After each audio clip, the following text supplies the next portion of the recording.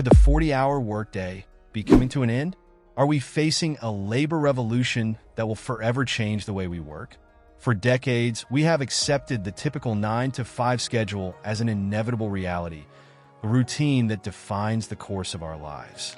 But what if I told you that more and more people are saying goodbye to that traditional structure, giving up on the old idea of what it means to work full-time? Think for a moment about the changes we've seen in recent years. The pandemic, digital transformation, the rise of remote work. They've all called into question not just how we work, but why we work that way. Offices emptied out, endless commutes became meaningless, and many people discovered that their productivity didn't depend on sitting in front of a screen for 8 hours a day.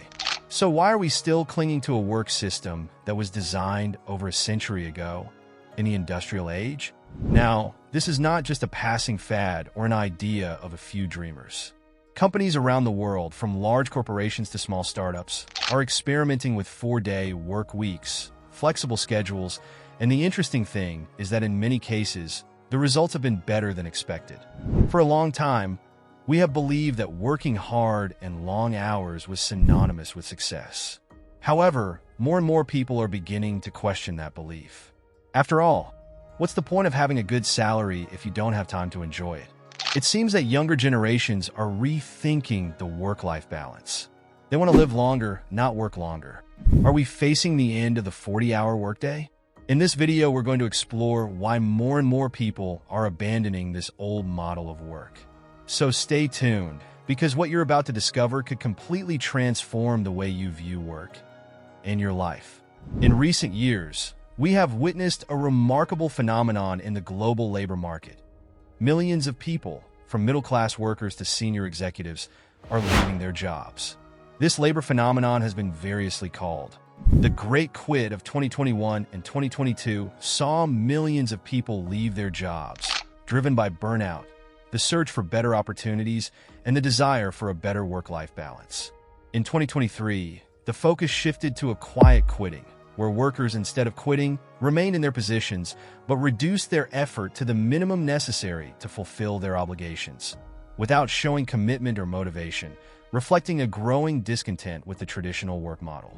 As we head into 2024, the employment landscape appears to be heading toward what many are calling the Great Resignation 2.0.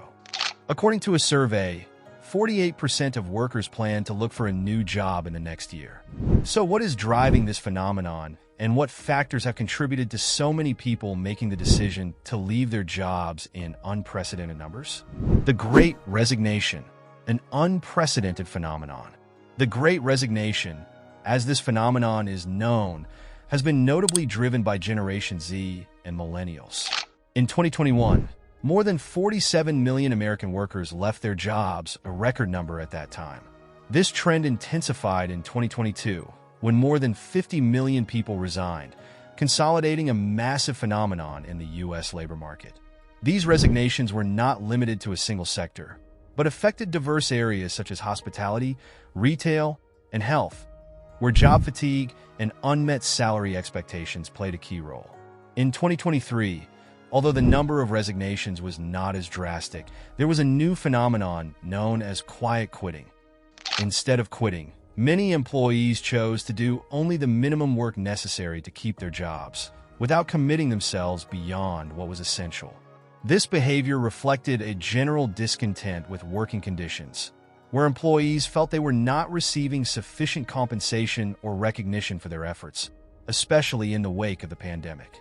Thus, the silent resignation became a symbol of the accumulated discontent among young workers, who were demanding greater flexibility, better salaries, and a more balanced work environment. Despite these moves, CEO salaries continued to rise. According to the latest edition of the Paywatch report, S&P 500 CEOs earned an average of about $17.7 million in 2023. That's more than 268 times the average income of workers at those companies. Despite the high salaries, top executives such as former YouTube CEO Susan Wojcicki, VPs Bernard Looney, and Walgreens' Rosalind Brewer also resigned from their positions in 2023, making it. Many media outlets will wonder why this was happening. The global labor market appears to be undergoing a period of profound restructuring, driven by the demand for greater equity, recognition, and well-being. The Great Resignation and the quiet quitting could be just the beginning of deeper changes that will transform the world of work in the coming years. However, before analyzing what could happen in the labor market in the coming years, we must answer a question. Why are so many people giving up? To break this down, let's take a look at a report by McKinsey & Company based on a survey of more than 13,000 employees in various countries. One of the most significant reasons employees seek new opportunities is a perceived lack of career development. Workers seek roles that allow them to acquire new skills and take on greater responsibilities. When they feel that their company does not provide them with the tools or support necessary to grow, they choose to look for better opportunities elsewhere. A lack of ongoing training and highly repetitive tasks can leave employees feeling stagnant, which in turn fuels their desire to change their work environment. Inadequate compensation is another major determinant of job satisfaction. If employees feel that their salary does not reflect their worth or is not competitive in the market, they are likely to look for higher-paying jobs. Compensation is not limited to base salary. It also includes benefits such as health insurance, retirement plans, and flexible work options.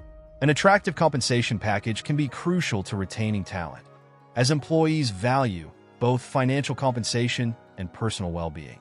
Leadership quality is also critical to employee engagement. When leaders lack the skills to motivate and inspire their teams, morale deteriorates and employee turnover increases. Employees look for leaders who foster a positive work environment, respect their employees, and challenge them to reach their full potential. Effective leadership can be a differentiating factor in talent retention, while weak leadership can lead to increased job dissatisfaction.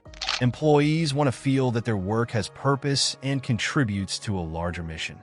Lack of meaning at work is another factor that should be mentioned, as it can demotivate employees, leading them to seek opportunities where they can feel like they are making a difference or adding value. Organizations that manage to connect daily tasks with a larger purpose tend to have more engaged and satisfied employees.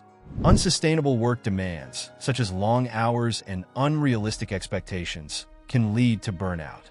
Employees value a balance between their work and personal lives. When this balance is compromised, they are likely to seek healthier work alternatives. Companies must recognize the importance of their employees' mental and physical well-being to prevent turnover. According to this report, another factor to consider is the lack of support among coworkers or professional colleagues. Interpersonal relationships in the workplace are essential for job satisfaction. Therefore, the absence of support among colleagues creates a toxic environment that can cause employees to seek more collaborative and positive environments. According to experts, companies should foster a culture of mutual support to improve the overall work experience, and thus make it easier to retain their employees. Organizational rigidity, whether in terms of schedules or work policies, can be another negative factor for many employees. This is because younger generations place a high value on autonomy and flexibility. Therefore, companies that do not adapt to these expectations risk losing valuable talent. Despite these reasons, many of them are not new. The question now is, why are we seeing this phenomenon on such a large scale right now? Labor law and wage stagnation. To better understand this phenomenon, it is essential to go back to 1938, the year the Fair Labor Standards Act was implemented. This legislation was a milestone in labor regulation, as it reduced the workweek from 44 hours to 40 hours, established a minimum wage, and clearly defined the concepts of full-time and part-time work. It also strengthened the labor movement, empowering workers to fight for their rights. However, this law was made at a time when the economy and productivity were very different from what we see today. Since then, the last 8 decades have witnessed an unprecedented technological revolution. The invention of automation, computing, instant communication, and more recently, the rise of artificial intelligence have radically transformed the way we work. Over the decades, thanks to this technology, workers in all industries have been able to greatly increase their productivity, that is, the amount of work they can do in a given period. This improvement has allowed unprecedented levels of efficiency and production to be achieved, facilitating the completion of tasks that previously required much more time and effort. This chart illustrates how productivity levels have increased more than fivefold from 1947 to 2024. For example, when comparing two people, one using the technology of 1947 and the other using the technology of 2024, it can be concluded that the modern worker has the capacity to produce up to 5 times more. This demonstrates how technological advances have revolutionized productivity, allowing tasks to be performed more quickly and efficiently. This development raises a crucial question. If productivity has increased so much, why are people still working 40-hour weeks? Shouldn't workers be earning more money and working fewer hours because of technological advances? Well, despite the remarkable increase in productivity, unfortunately, wage growth has not kept pace. This image reveals that since the 1970s, wages have remained stagnant despite significant increases in labor productivity. Now, why did this happen? Actually, this phenomenon is due to a combination of economic, political, and social factors that have influenced labor dynamics and have allowed the gap between productivity and income to widen over time. Let's see. An early reason for this disconnect was the Taft-Hartley Act of 1947.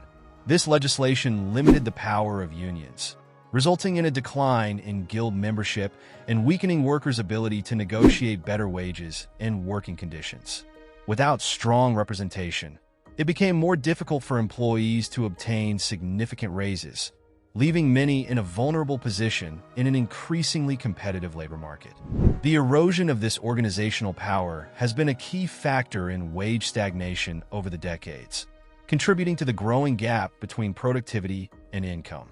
While this law has contributed, it does not seem to be the only factor, as the divergence between what workers produce and what they get as a reward begins to deteriorate sharply from the 1970s onwards, especially with the oil crisis that led to strong stagflation. This situation combined high inflation with economic stagnation, causing real wages to decline. Workers faced an increase in the cost of living, while their incomes stagnated, generating considerable economic pressure that affected their quality of life and general well-being. Another factor to consider is Ronald Reagan's presidency in the 1980s. His administration implemented economic policies that promoted deregulation and reduced the power of unions, which further weakened workers' ability to negotiate higher wages.